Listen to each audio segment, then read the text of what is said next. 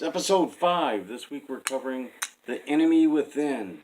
This is the episode where there was a transporter malfunction, stranding Mr. Sulu and the rest of the landing party on the planet 1771, or whatever random numbers they gave it. I believe it was 1771.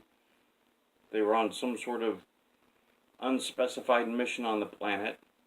A technician fell down a cliff, cut his hand, was covered in some sort of gold dirt, and it broke the transporter for some reason. They never really fully explained how or why, but somehow this dirt caused the transporter to malfunction and would duplicate whomever beamed aboard.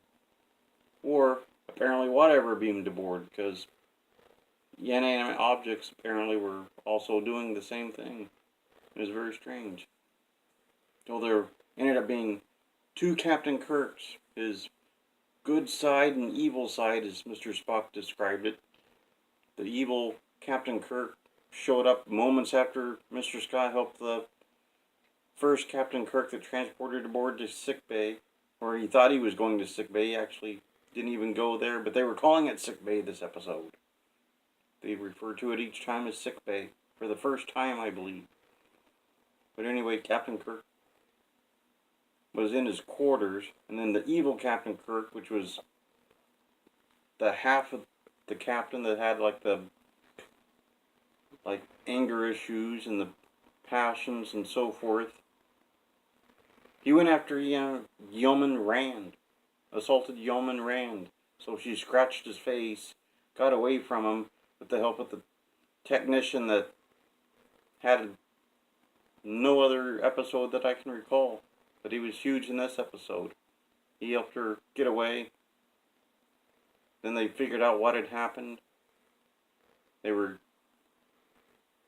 constantly telling Mr. Sulu, hold on, even though they kept mentioning that the planet's surface got to 120 degrees below zero. But they kept saying, oh, just hold on a little longer. Nobody knows why they didn't send a shuttlecraft. Nobody knows. People have been asking that for decades. Why didn't they send a shuttle down to pick up Mr. Sulu? The shuttlecraft wasn't broken. But they just kept saying, well, the transporter's broken. We can't beam Sulu aboard. Nor, to my knowledge, did they explain to him why. He just kept asking for coffee. At one point, he asked for some rice wine. He got nothing.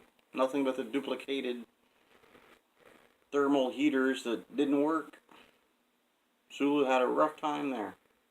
But eventually, the two captains decided to put themselves back together as one after a long, elaborate cat and mouse game between the two captains, which seemed to be more filler than anything, which really was odd when you consider the situation with the landing party. They'd take inordinate amounts of time between situations between the two captains. But eventually, one captain emerged. He beamed up the landing party. The landing party was fine. They were fine. Yeoman Rand then had a really creepy moment with Mr. Spock to close the show. He was very creepy towards Yeoman Rand, which might be why she exited the Enterprise quick as she could. She got out of there. Not to be seen again until the motion picture. But despite the creepiness of the captain and the first officer, everything went back to normal by the end of the episode. Some interesting things about this episode. Like I said, it was the first time that they referred to sickbay as sickbay all the way through the episode, rather than the dispensary or the medical bay or anything. It was also the first time Dr. McCoy uttered the phrase, "He's dead, Jim," when talking about the alien puppy dog that died from shock when his two halves were put back together. At least that's what Mr. Spock insisted it was. He was very quick to point out, the dog died from shock. No transporter issue here. Let's beam the captain aboard. While Dr. McCoy was trying to say, let's maybe do an autopsy and make sure and verify the captain won't die. But no, that's not what happened. They were like, yeah, let's beam him aboard. But first time Dr. McCoy got in, he's dead, Jim. You had Mr. Scott in the episode quite a bit. You had Janice Rand in the episode quite a bit. Mr. Sulu had a big part. No Lieutenant Uhura, though. Lieutenant Uhura not once seen in the episode, but first time we saw Mr. Farrell, who was occasionally the helmsman. He was the lone person at the helm throughout the whole episode. So pretty much that was the enemy within.